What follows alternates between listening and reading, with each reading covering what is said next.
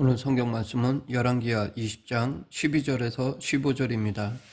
히스기야는 남유다의 13대 왕으로 아하스의 아들이며 25세의 왕이 되어 29년간 나라를 다스린 사람입니다.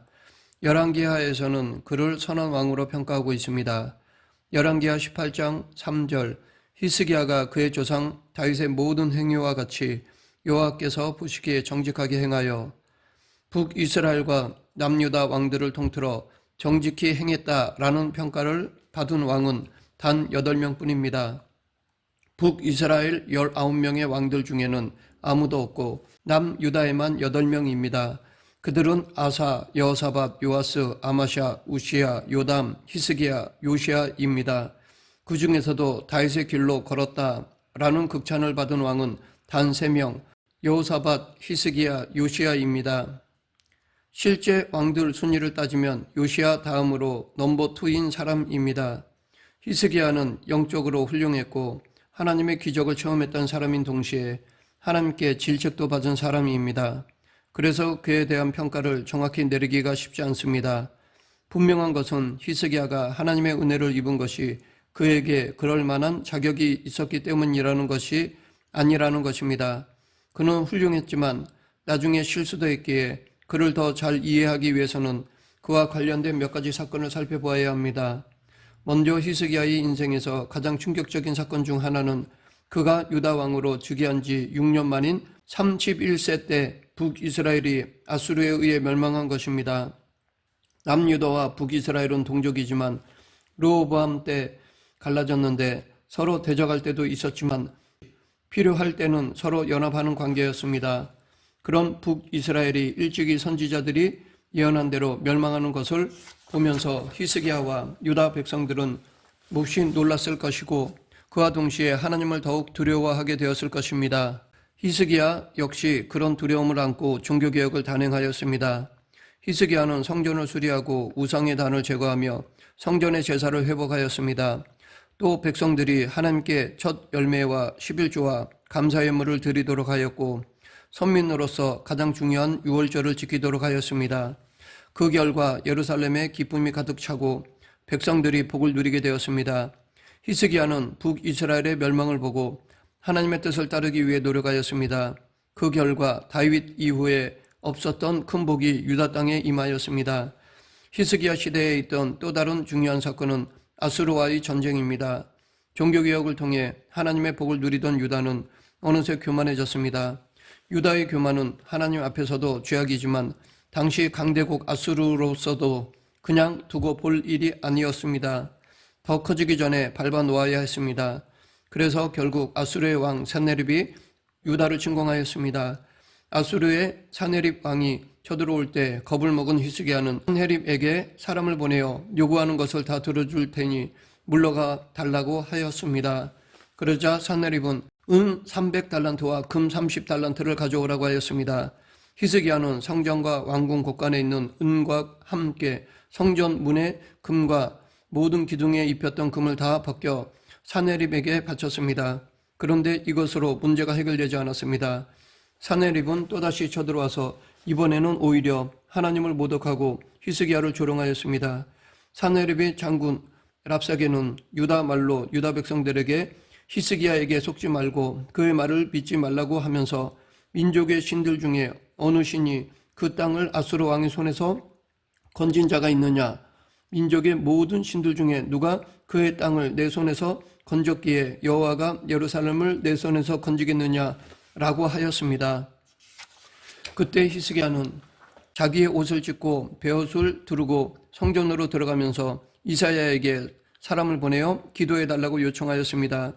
그들의 말을 들은 이사야는 여호와의 말씀이 너는 아수르 왕이 신복에게 들은 바 나를 모욕하는 말 때문에 두려워하지 말라. 내가 한 영을 그의 속에 두어 그로 소문을 듣고 그의 본국으로 돌아가게 하고 또 그의 본국에서 그에게 칼에 죽게 하리라 하셨느니라 라고 하였습니다.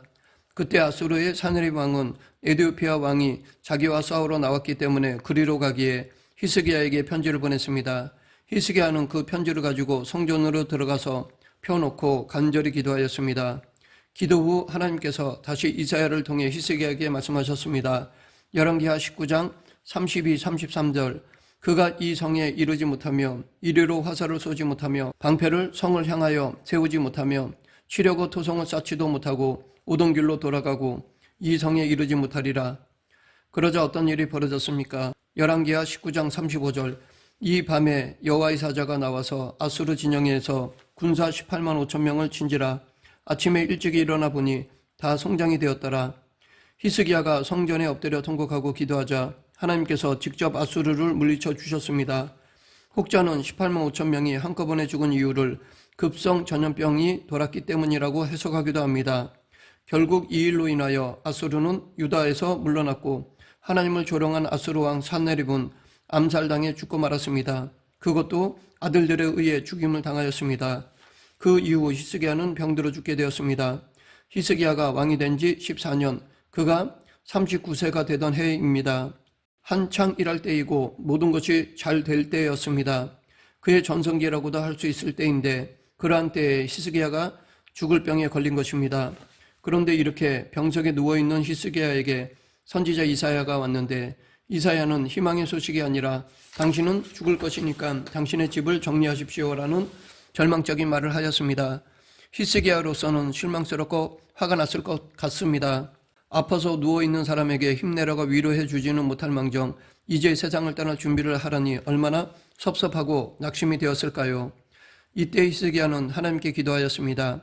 즉 그는 자기에게 인생의 위기를 허락하신 하나님만이 자신을 그 위기에서 구하실 수 있다는 것을 알았던 것입니다. 결국 그는 하나님께 은혜를 입어 자기에게 닥친 인생의 위기를 넘길 수 있었습니다. 히스기야는 하나님을 향하여 자신의 진실과 전심으로 주 앞에서 행한 것을 기억해 주실 것을 눈물로 호소하였습니다. 그러나 이것은 내게 이러한 공로가 있으니 그것을 근거로 자신을 위기에서 건져달라는 말이 아닙니다. 다시 말해 히스기야는 지금 자신의 공로에 대한 마땅한 보상을 하나님께 요구하는 것이 아닙니다. 누가복음에 보면 세리와 함께 성전에서 기도한 어떤 바리새인은 자신의 덕을 자랑하면서 마치 하나님께서 자신에게 진 빚이 있기라도 한 것처럼 교만한 태도를 취하였습니다. 즉 그는 하나님께 자신의 덕에 마땅한 보상을 요구한 것입니다.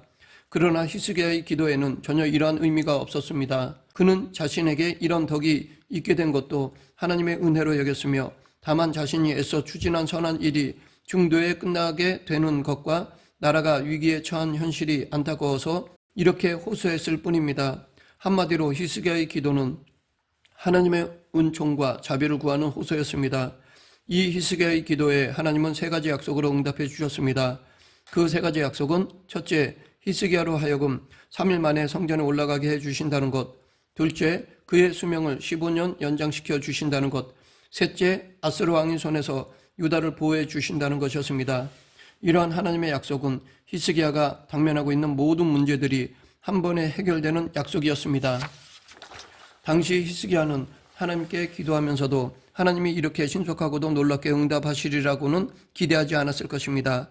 8절에 보면 히스기야는 하나님의 약속의 성취에 대한 표징을 구하였는데 이는 그가 하나님의 신속한 응답 앞에서 한순간이나마 하나님의 약속에 대하여 온전한 믿음을 갖지 못하였음을 시사합니다. 그러나 그는 비록 표징을 구하는 과정을 거치기는 하였지만 하나님의 약속을 믿었습니다. 그리고 그러한 믿음을 통하여 하나님의 약속이 성취되는 것을 보았습니다. 즉 그는 자신의 병을 치유받아 하나님의 약속대로 15년을 더 산 것은 물론 아수르의 침략으로부터 나라를 보존받았습니다.